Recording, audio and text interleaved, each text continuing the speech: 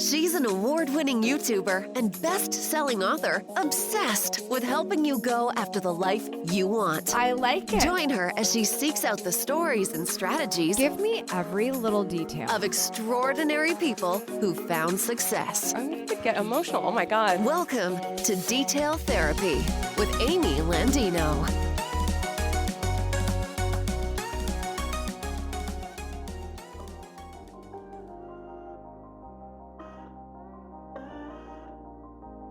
Good morning, good life. Welcome back to Detail Therapy. In this episode, we're getting into the details about how to build an audience, whether it's podcasting, newsletters, YouTube, Twitter, or pretty much anything else. You are going to love this conversation. You'll actually be listening to a Clubhouse discussion that I took part in as a panelist with a few other amazing people doing fabulous things, and learn how we have been using different strategies to build different types of audiences on lots of different types of platforms. So if you are excited about growing your online community, you're going to love this. If you're new here, hello, my name is Amy Landino, and I will be your host. I'm a success coach and founder at Gatlu House, a resource dedicated to helping you go after the life you want. You can see all of our work, including the show notes for this podcast, by visiting detailtherapy.online. I was so excited when I was asked by Alex from Morning Brew to do this panel. And then I said, I know we're just learning about this Clubhouse thing, and I'm not going to get into it, guys, but it's basically like a new social network that's audio only, and really interesting discussions are happening. But I said, is it okay if we record it and we use this for detail therapy? And everybody involved was really excited about it. And we had some fantastic people on this panel who are just doing really different things for different reasons and in different ways. And it's just awesome. So you're going to hear from a few different people, including myself on the panel. Alex Lieberman, who is the CEO of Morning Brew, he's moderating this panel, and he's talking about newsletter audiences and how to grow them. Sahil Bloom is just fabulous at Twitter and growing community over there. So he's going to be talking about that. And Sean Puri, who is also the founder of Blab. If anyone knows who Blab is, it's no longer around now, but he's talking about how he's grown an amazing audience on podcasts. Really exciting. In the middle of the episode, somewhere in the middle, I think, Graham Stephan, who is a huge force in YouTube, also joined the panel for a short period of time. So you'll get to hear some tips from him as well. So this is going to be jam-packed, a little bit longer than our usual conversations. And just so you know, because of the way things work with Clubhouse, I wanted to be very cognizant of permissions and repurposing this content for you today. So you'll hear us mention that we take Q&A at the end, but that Q&A will not be included in this podcast. So you're just going to hear the bulk of the conversation that we have together as the experts. But if you have not checked out Clubhouse yet, I believe it's iPhone and invite only. Currently, that may change in the future. But if you want to hear some really interesting panels and Q&As and discussions around pretty much anything you can think of, you've got to jump on the Clubhouse situation. It's very fascinating. But this may be your first chance to kind of be a fly on the wall in one of those rooms. I'm very, very excited to share that with you today. So with that, let's get into our conversation on Clubhouse about how to build an audience. Just to give people some context, trying to get more active on Clubhouse, and decided that Clubhouse would be a kind of nice top of funnel for podcasting in general, which, Sean will have way more sophisticated thoughts around this than me. But I have a podcast. It's called Founders Journal. I talk about the journey of building a business. And the most recent episode of it was about audience building and just why any professional, not just people in media, need to understand how to build audience and how to use content to grow an audience, and kind of the leverage that audience building creates for anyone. And so, as kind of an extension of that Founders Journal episode, my thought was, why not just turn this into an hour-long conversation with some of the best content creators and audience builders in the world to understand how they built their audiences, the strategies, the type of content they create, and how they think about leveraging that audience. And so without further ado, I wanted to get representation from different platforms. So we have Amy from YouTube, Sean podcasting, Sahil from Twitter. I'll speak on behalf of email newsletters. and we're just going to jam out about audience, and we'll talk for about, call it 40 minutes up on the panel, and then we'll take 20 minutes of questions. And so as you think of something, just raise your hand and we'll try to take as many questions as we can at the end. But without further ado, let's go around and do some introductions. Would love to hear, who you are, what you're up to now, and kind of the audience that you've built, what platform it's on. Let's start with Amy. Hi, everyone. Alex, thanks for having me tonight. My name is Amy Landino. I own a media company called House. We help women go after the life that they want. That looks like a couple of different things. We're also in the podcasting game, but the majority of our audience has been grown from youtube.com, if anyone's heard of it.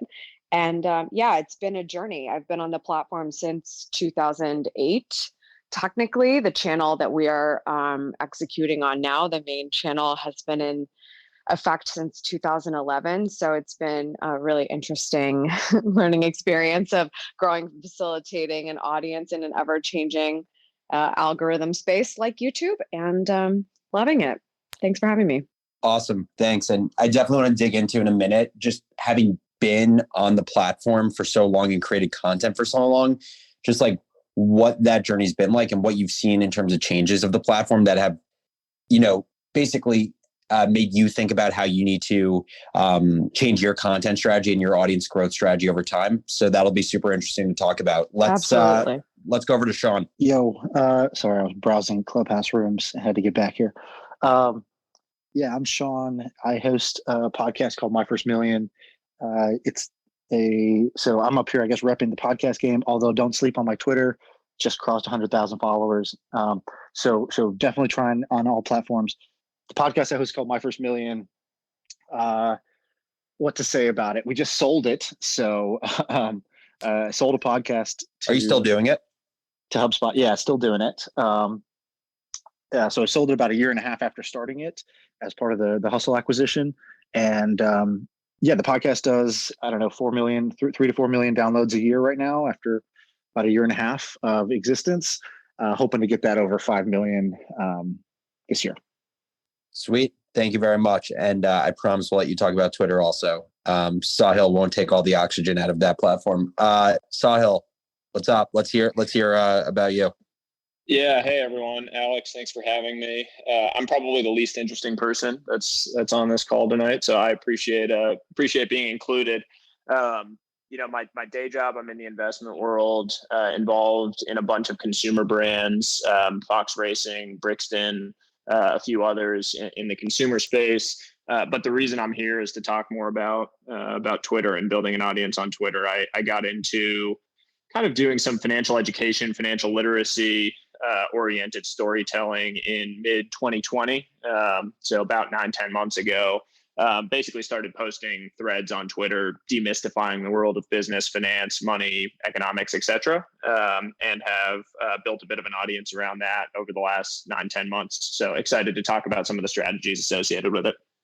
Sweet. So before we go into kind of the strategies that y'all think about as you build out your audiences, I kind of want to level set because we have 3 very different people here in terms of, why they've built audience and how you leverage your audience. So I'm just going to put it to the panel right now, kind of in 30 seconds to a minute. Would love to hear why you guys decided to create content on the internet and why you decided to build audience. Like, what was your purpose to do it? Was it intrinsically motivated, extrinsically? There's no wrong answer, obviously. Yeah, I can go first, unless someone feels strongly. For me, and I'm probably different than Amy or Sean here, but my entire motivation when I was starting out was around my passion for education. I grew up in a family of academics. My father's a professor, and so I've always been interested in education, and always just had this this feeling that talent is evenly distributed, opportunity is not, right? Everyone talks about that. And so as COVID hit, and markets fell into turmoil in March, April, and then markets surged back and the economy was still in the tank, I just started getting tons of questions from people as like the resident finance person in my family or friend circles asking about what the hell was going on. And it just struck me that this world of business and finance had been so insulated from disruption from so long. All of the people that are quote unquote experts in this field use jargon and all of this fancy language to explain things that I just fundamentally don't think are that complicated. And I had this feeling that a lot of that was nefarious. It was all designed around keeping insiders in and outsiders out. And that just strikes me the wrong way. And so I took to Twitter as a means to just spread some information that could demystify these concepts, make it more accessible, more digestible for people, and hopefully empower people to take control of their own wealth creation and their own finances in some meaningful way. But there was no, strategy or grand plan behind it. There was no monetization. There continues to be no monetization. It's all, just my personal passion and personal time, weekends, et cetera, that I've spent building it. We're going to talk about it in a sec if you plan on monetizing it or just how you plan on leveraging your audience. But Sean, why did you start My First Million? So I'm like the opposite of Sahil. Sahil started everything to like help people. And I was like, I think it would be fun to be, rich, famous, and sexy. So that I started like building businesses, creating content, working out. And, so that was like my selfish motivation was to kind of have some fun. I was in the middle of selling my company when I started the podcast. So I actually just needed an outlet. When you sell a company, as you know, Alex, there's a due diligence period that can extend months, and due diligence sucks because, this acquisition you've worked so hard for can fall through. It can go to zero, but it's not like there's anything in the due diligence they'll discover that will make them want to double their price. So all that you can do is lose. And so that period was a little bit boring and anxiety ridden. And so I needed to do something. I couldn't go start a new project or company because that would sabotage the acquisition. So I started a podcast instead. And in terms of goals or motivations, I think when I started the podcast, I just thought, oh, this is a way better excuse to reach out to interesting people. I've met all these interesting people like loosely, but it would be weird for me to just ask them to hang out. Like I don't even drink coffee. So why am I going to invite this random person to a coffee? So I thought, a good excuse to hang out with these people who are interesting would be to invite them on my podcast. And podcasting has this magic trick where nobody asks like, cool, like how many people listen to this thing? So you can ask somebody to be on your podcast and 9 out of 10 people, including the CEOs of the biggest companies in the world, they will, if they have time in their schedule, they'll get it booked on the calendar, and they don't care that, only your mom listens to the thing. So that was my initial motivation. And then I got greedy. Once people started actually listening and the numbers started going up, I got greedy and I was like, oh, okay, this is no longer about hanging out with the guests. Now it's about building a tribe of people who like, listen, and trust me. And I think of an audience as like a stem cell. So like a stem cell is has all this potential. A stem cell itself can do nothing, but it can turn into any other kind of cell you need, like a muscle cell or a liver cell or whatever. And so I think of my audience that way, where I have no plan or agenda for it, but I'm building this thing out. And then anytime I want to translate it into any kind of like business venture, it's already there and it's already built. So that was my motivation. Awesome. Lot to unpack there. And in addition to talking about, being sexy by starting a podcast and working out, we're going to get back to that, not letting you just slip away with just mentioning it. In addition, I think it's interesting. I noticed you guys built out a Facebook community. I believe that has 12,000 members now. It's pretty wild in a pretty short period of time that you built out that large of a community around the podcast. I'm going to want to get back to why you guys chose Facebook and kind of what the purpose of it is. But we'll get back to that in a minute. Amy, what was your purpose for starting all this? And I would assume of everyone kind of up on the panel, you've been at just like the content creation game the longest. So what was the initial motivation? You're probably right. I'm going to make myself sound really internet old. Honestly, I made my first video because of a wedding that I was in, and that video was burnt onto a DVD because at the time that was the only way that I really knew how to share it. And it also was me finding out I had finally found like a creative outlet. You go to school and you surround yourself with all these children, and some of them are really, really good at stuff. And some of us are just not born with a certain talent. And you go through your childhood trying to figure out what you're good at. And I always was doing that. And it was finally when I was like editing a video on Windows Movie Maker on my computer that took up my entire kitchen that I learned how to edit something. And I felt like I learned how to create something, and I had a creative outlet. And so I had this first video. I was very excited about it. And when I played it for an audience of people in real time, it was just kind of amazing to see how you could have the feelings of everyone in that room in the palm of your hand just because of something that you created. And that was just something I was in love with and addicted to. And so it was after that when I was like, DVDs are not efficient. Where do we go from here? I discovered YouTube at that point. So it was really just a web hosting situation for me at first, but I also started watching and I became a viewer and I started seeing people, and it became more about finding more people like me and just understanding that it's more than just the people that you're around, and getting cultured and thinking, there has to be other people like me that feel like they're a misfit. And so the YouTube journey begins. And I think that that's very classic early YouTuber, like, I was just trying to find friends, and so I think that was kind of the initial goal. And during the time of just playing around on YouTube and learning about editing and building an audience and not even realizing I was learning a marketing trade, it really took somebody sitting down with me and saying, you're really good at this. And I was like, I don't know what that means. It's just this fun thing that I do. But at the time, 2009, 2010, we're seeing Twitter and Facebook really become super relevant in a way that we've never really seen, with social media clearly just coming out of the gate as a marketing tool, but businesses also still being fairly unaware of the fact that they actually needed it in their strategy.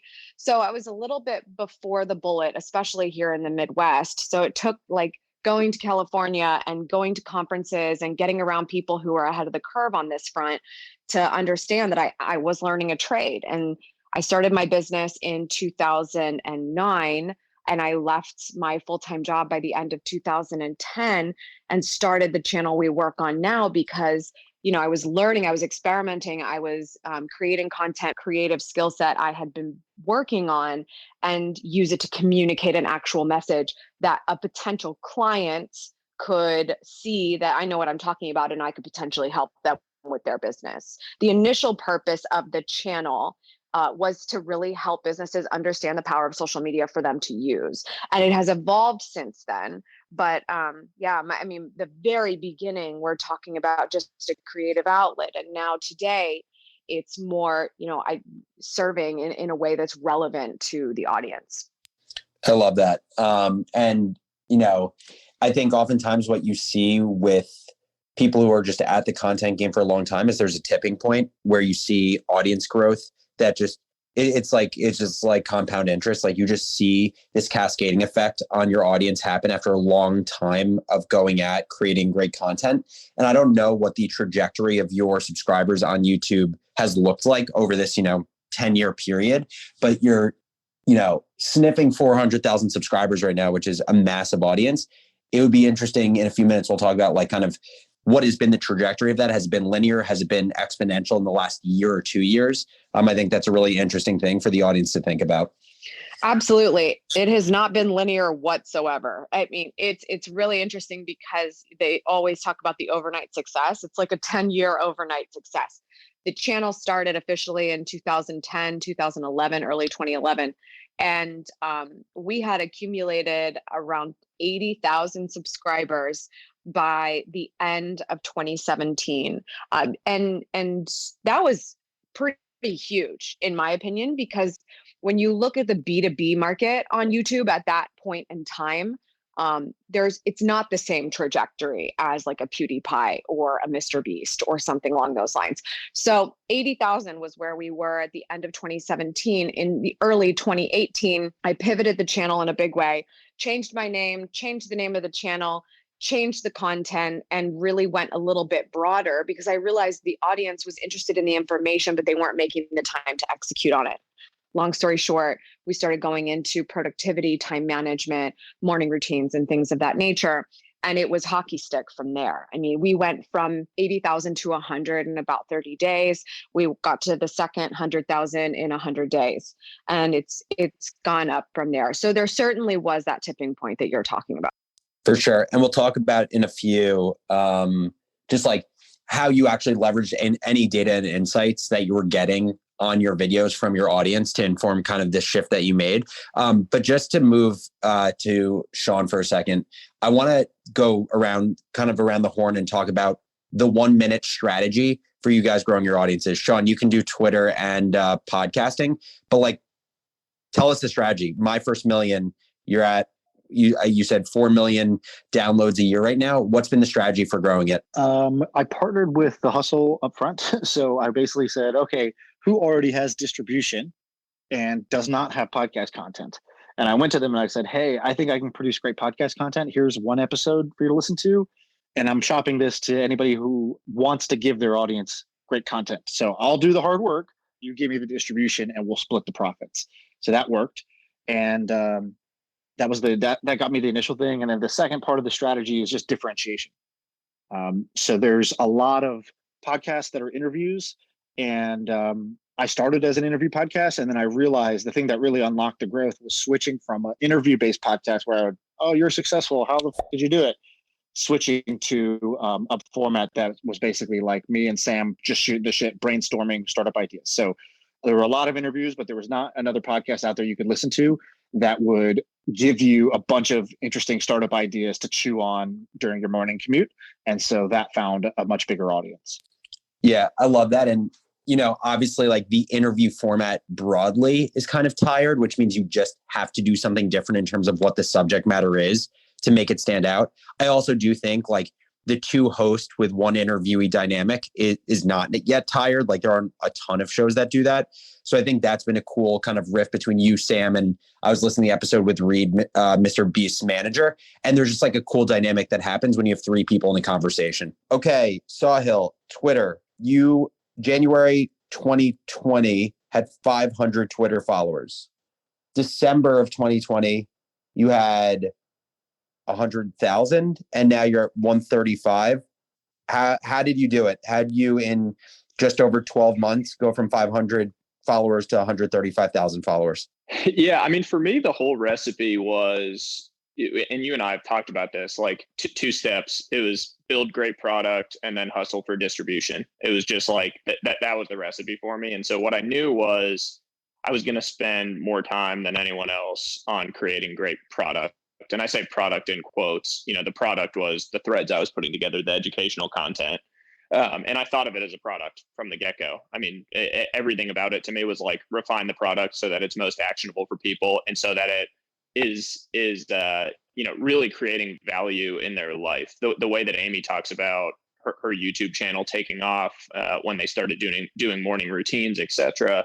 I think that people love actionable content. And so once I started adding to my educational threads, like, how does this impact your life? Or how can you leverage this mental model? Or how can you leverage this piece of learning in your daily life? I noticed that there was a real pickup. So one just minor insight for people, actionability drives a ton of kind of increased sharing of content I find on social.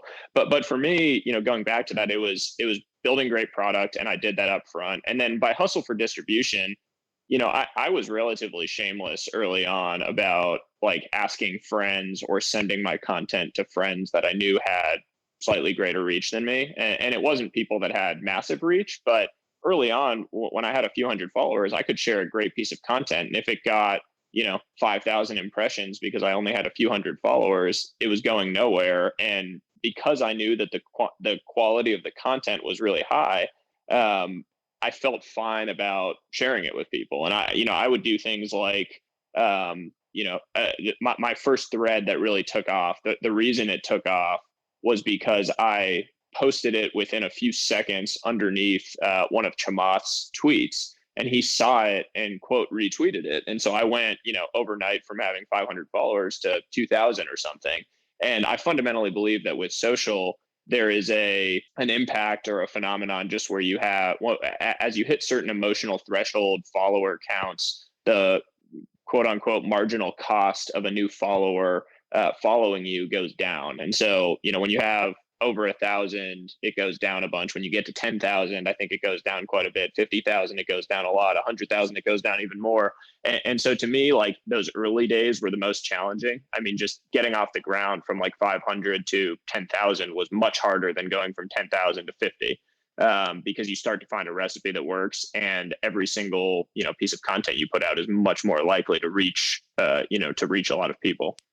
Just so people have context, when you put out a thread now, I believe your most recent thread was on network effects. How much of a bump in terms of followers do you get per thread on average? Yeah, I think I'm somewhere in like the 1,000 to 2,000 a day when I post. And sometimes it can be more than that. I mean, if something like I posted one on the Feynman technique this weekend and probably got, all in 5,000 to 7,000 followers from that. But it really depends on the day. I mean, when I don't post, very little comes in on a given day, but those threads now get, I don't know, anywhere from 2 to 5 million impressions, depending on how they take off. So there's just a lot of eyeballs that come to it. And as a result, new followers come in. For sure. And obviously, I think an interesting tie-in here is, well, obviously you've built your audience on Twitter, very different platform than, say, Sean building out a podcast audience on just the different players. I think, he had this great concept for a podcast. He thought it'd be differentiated. He basically shopped the episode to different distribution owners or holders. So like The Hustle had distribution already. And I think in the same way, you've basically done the same thing. That's what a retweet provides to you, right? Is like you're latching onto a hub that has all of these quality spokes being like qualified eyeballs. So I think it's interesting to think about, even though they've been totally different platforms, latching onto distribution holders early on is a great, I don't want to say hack, but it's just a great strategy for going from zero to something greater than zero in a faster manner. Yeah, 100%. 100%. I mean, if you can attach yourself to distribution in any way, and, in a way that isn't just bugging people and spamming out your content a million times, in more of an elegant way than that, I think it can go a long way. The other piece I would say is, with all of the people on here, unique content is super, super critical to whatever you're doing and scaling. Doing the same thing as everyone else, or trying to create content in a place where you don't have like a high credibility score, is really challenging, and you can be shouting into the abyss. Like I have no credibility talking about building out a team or hiring, and so I don't post threads on that the way that you might, Alex, and the way that you're credible around those things. And in the same way, I think the other piece that I would just mention around what I felt like I did that was unique was I kind of created a blog on Twitter where I created a content ecosystem because of the number of threads I was putting out, where I could basically be linking back and creating a whole storyline with my own content. So if you go through any of my threads, I'm linking back to like foundational concepts from threads that I've written in the past. And so I can keep people within my content ecosystem on Twitter in the same way that like a Ben Thompson does that on Stratechery, in such a phenomenal way. So it was kind of a unique way of using Twitter that I've started to see more and more people do now, but felt unique at the time when I was starting to do it. Sahil, how does it feel when everybody copies your threads?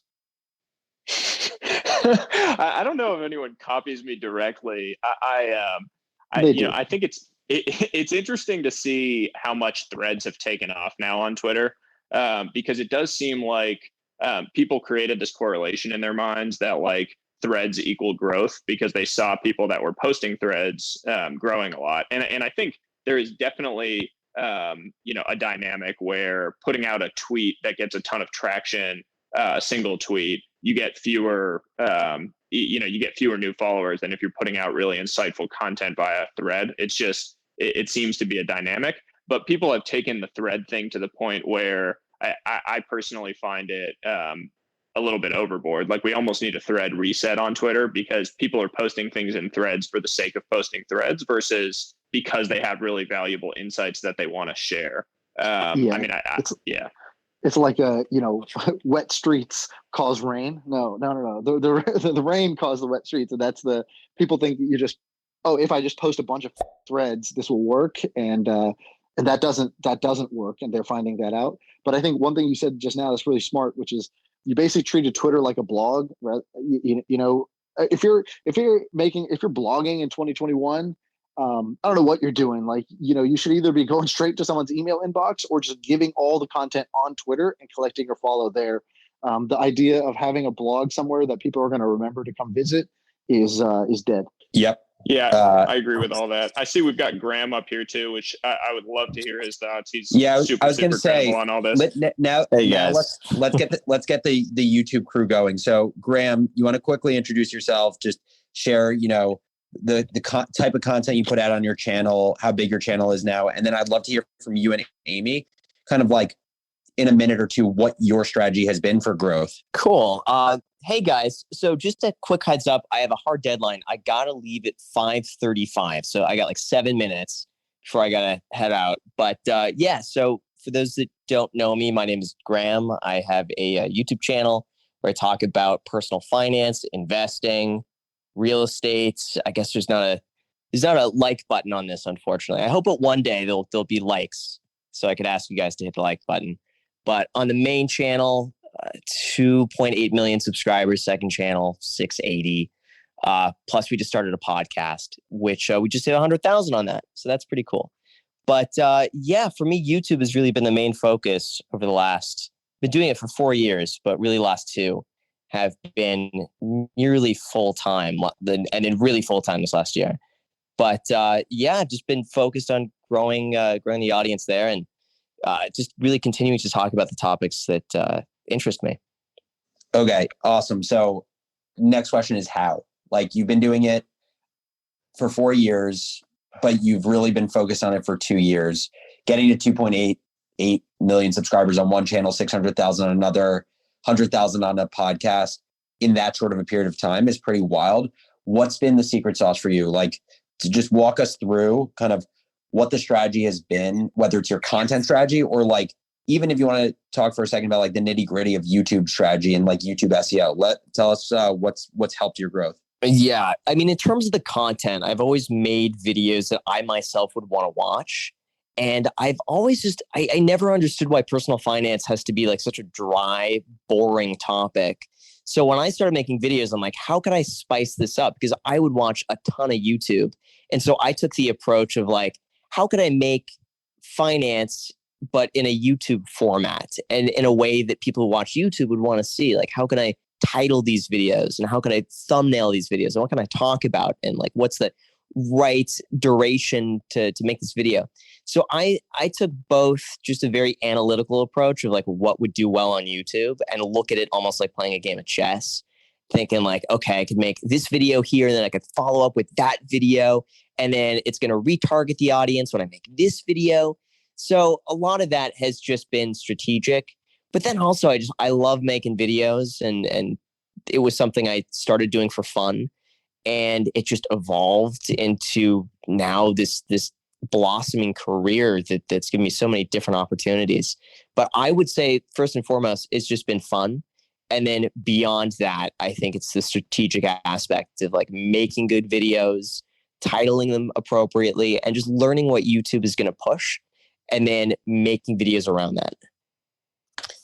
And what's your understanding of what YouTube pushes? Like in terms of the content you put out and you spend a lot of time thinking about titling and even like your thumbnails. What like give us kind of like the behind the scenes of just what does YouTube like promoting? Yeah. So some of it, I would say maybe half of it is, I think, what I would be likely to watch and what I would click on. And then the other half is just looking and seeing what YouTube is promoting. So like my go-to cheat sheet is you just go to the homepage of YouTube and you see what they're recommending to you. And chances are, if they put a video on the homepage, there's a high likelihood that YouTube thinks you're a good match for that video, or they think you're going to want to see it. So when I see topics that are just taken off on the homepage of YouTube, or I see just other people that I subscribe to are talking about something, or I see it, let's say the front page of CNN or CNBC, and like there's, it's the front page of Reddit, everyone's talking about it, chances are it's going to be a good topic to post. So I really gauge on what other people are talking about and what's almost like not trending, but what YouTube is pushing. And then I could give my own take, my own spin on it. Yep. Makes total sense. I think like, obviously there's a lot of ways to create urgency in an audience, timeliness around news flow is obviously one of the ways to get a hook. I mean, I'm just looking at your video from 2 days ago, which already has 442,000 views. It's the Bitcoin to 500,000 one, what you must know. Yeah. And obviously that topic inherently, no matter the timing right now, is going to get a lot of viewership. But obviously with what's happened with Tesla, investing $1.5 billion off its balance sheet into Bitcoin, it's like, I would say if it's possible, Bitcoin is as zeitgeisty as it gets right now. I wonder if it's peak zeitgeisty, probably not. But yeah, I think it just makes sense that you're playing into just in a lot of these videos, timeliness and what from a news flow perspective is going to hook people. Yeah, I would say from and that Bitcoin video is late on that, by the way. I was like 30 hours late on covering that video, and I was almost worried it wasn't going to do well. The perfect video lately in terms of timing was that GameStop infinite money glitch. That video, I worked my ass off to get that video out like as soon as possible and really put a lot of time into it, because there's two options I found with YouTube. One is to be the first one to talk about it. The second is to be a little late, but you make, I think, the most in-depth, detailed video on it. So I realized on YouTube, I can't be the first.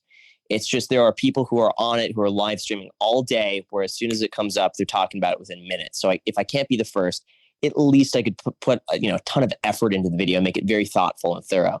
So I've taken that approach. But with that GameStop video, that was one of those videos where I dropped everything I was doing. I'm like, this is a big topic. I'm going to spend a lot of time making the best video I can on this.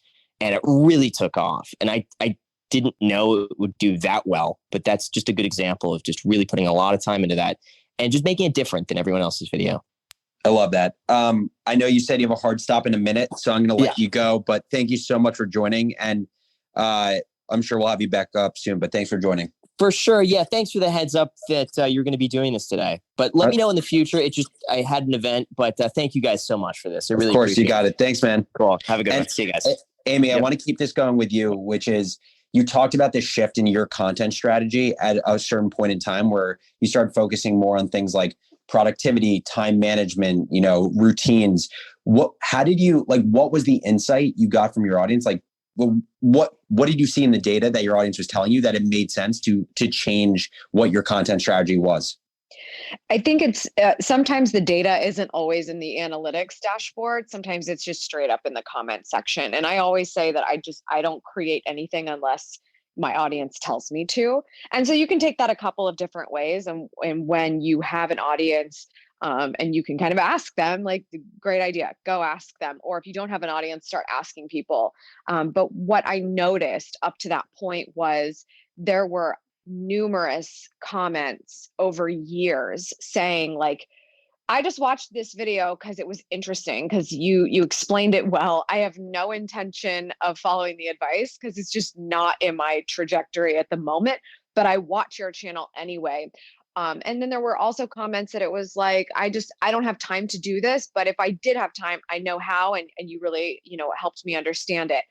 And so that just kind of made me take a back seat and say, okay, well, why don't you have time? Why isn't this a priority? If it is a priority, how is it not happening? And so it was partially driven by that conversation. It's just saying, okay, well, let's get to the heart of this. Let's go to another level here. And I think Graham made a lot of really great points about being a viewer first.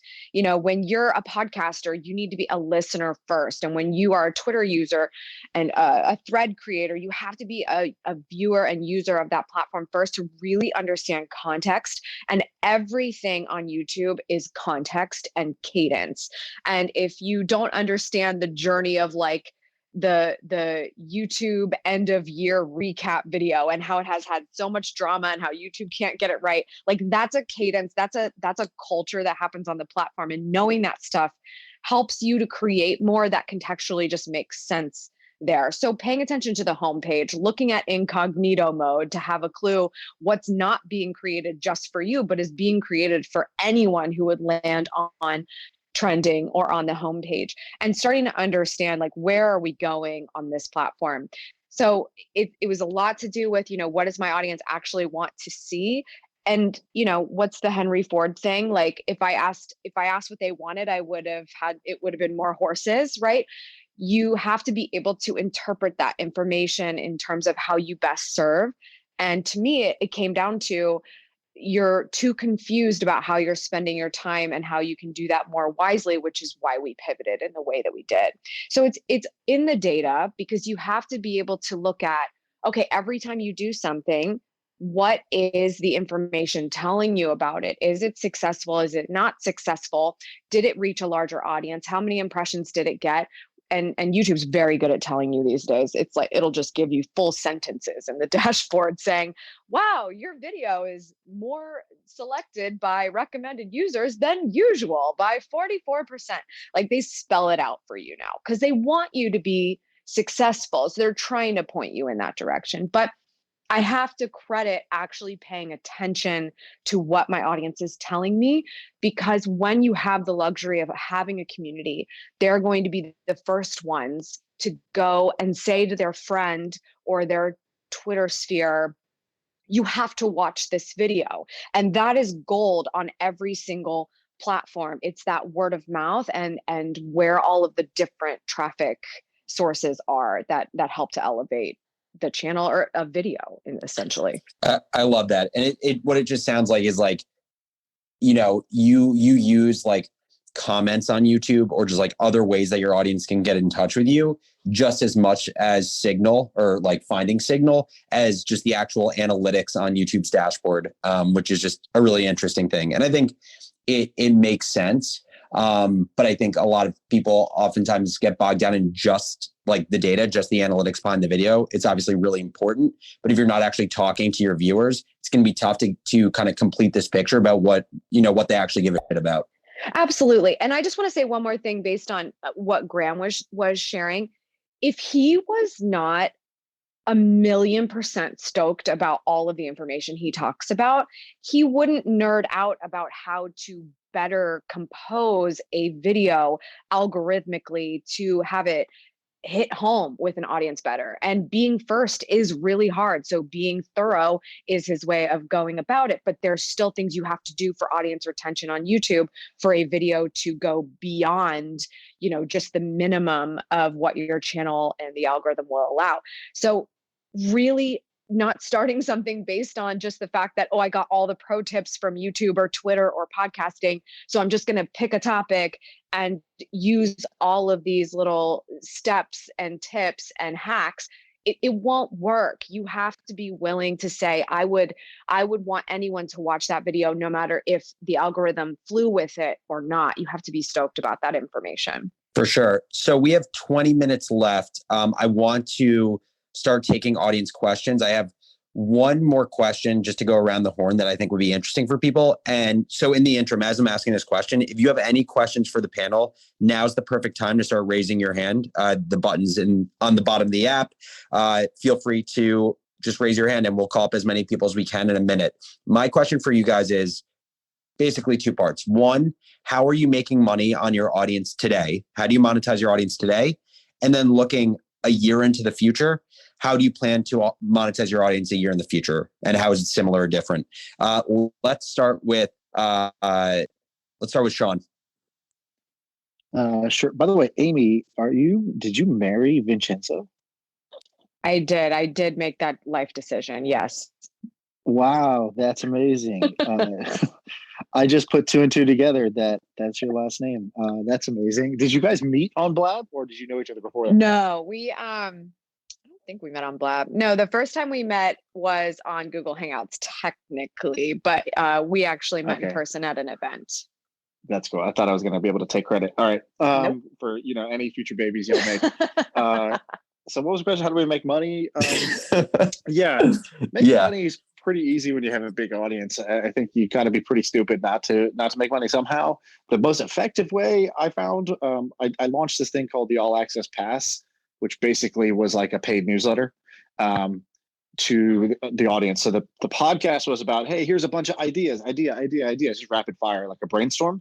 The All Access Pass was, watch me take 2 or 3 of these ideas and actually build them from scratch. And I'll show you step by step, day by day. I'll just put a daily blog up of what we did that day. And if you pay me $200 a month, you can get access to that thing. And so that generated like $250,000 in a couple months. was a lot of work, so I stopped doing it. But it was a good test. It was pretty clear. Like, okay, if I just kept doing that for the rest of the year, that would be $1 million a year style business, and that was with pretty much no promotion. So I think, to me, the best version of monetization right now is courses or education. But I have a few tricks up my sleeve that I think are going to be bigger than that I'm going to roll out next year. But I think too early to talk about what those are. Cool.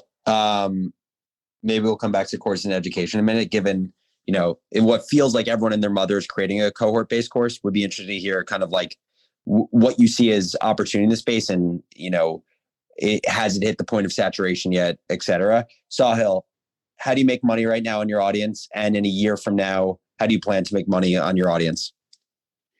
Well, Sean said you got to be stupid to not make money on a big audience. So I guess I'm the stupid one. No, I don't monetize my audience in any way today. It's all free content that I put out. I don't have any products, courses, etc. You're only stupid if you don't know how. Okay. You're just Fair choosing enough. not to do it, right? Fair enough. Yeah. No, I mean, for me, and someone summarized this pretty well earlier on Twitter, but for me, it's been about indirect monetization by meeting amazing people at scale effectively through Twitter. I mean, the number of incredible people, relationships, friends, mentors, peers that have all come directly from the fact that I've built an audience on Twitter has been absolutely incredible. And I personally value that much more than like dollars today in my pocket. I mean, Alex, you and I met through Twitter. I mean, it's like the number of people that I've gotten access to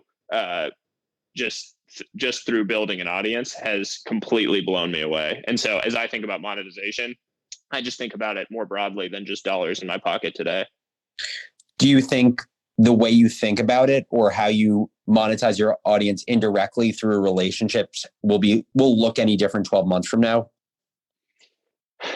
I have no plans today that are concrete around any like direct monetization. I plan to just continue building what I am, and if people find a lot of value in what I'm creating, I have no doubt that there is direct value that I'm able to receive from that. My entire mantra in life is like create value, receive value. And so I've always just believed in that. And if I continue to create value and people find what I'm putting out there valuable, I'm not worried about being able to make money. Sahil's playing the 60-year game. We're all playing checkers. He's playing chess.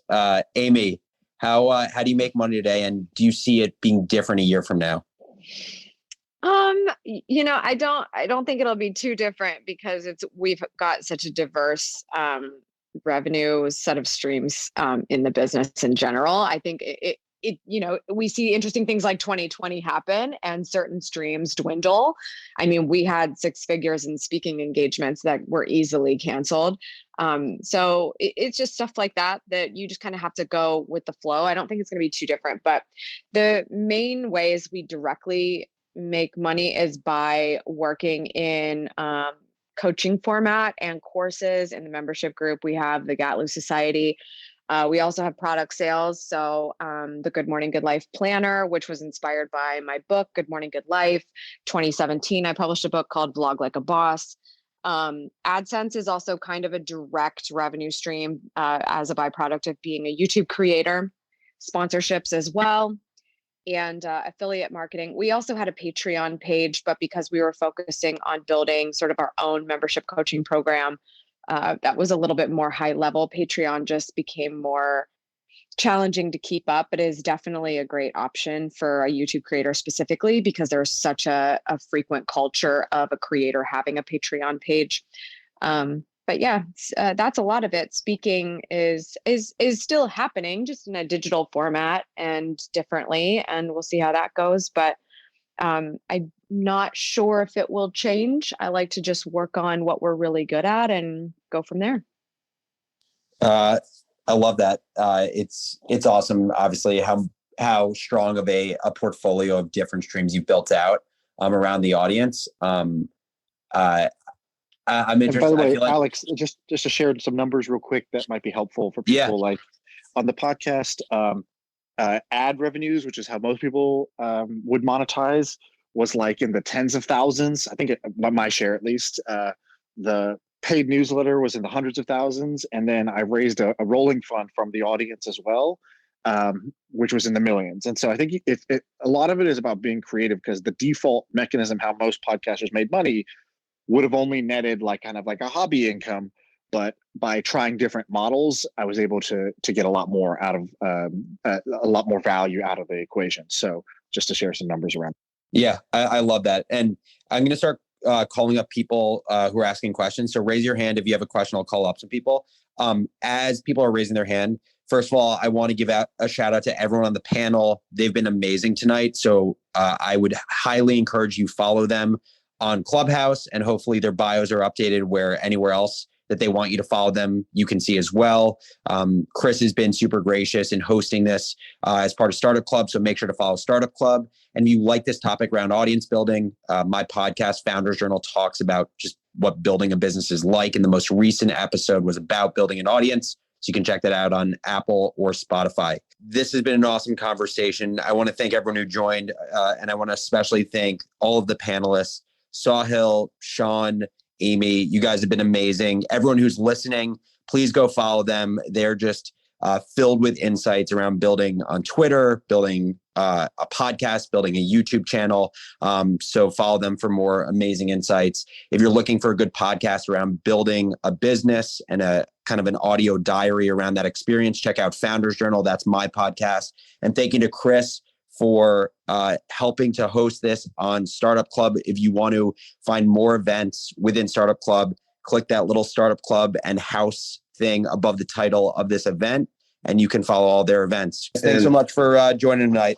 Thanks for having me, you guys. Thanks again to Alex for having me on the panel. And thanks to everyone included for such great advice. I hope you guys were taking copious notes so that you can see how you can leverage this information for yourself. I also want to give a big shout out to anyone who went over to Apple Podcasts and left us a 5-star review. Thank you so much. It truly supports the work. It keeps us going, makes everything better as we go and bring you the best information possible here at Detail Therapy. Today's shout out goes to Risco Park. Risco Park, thank you so much for your 5 stars.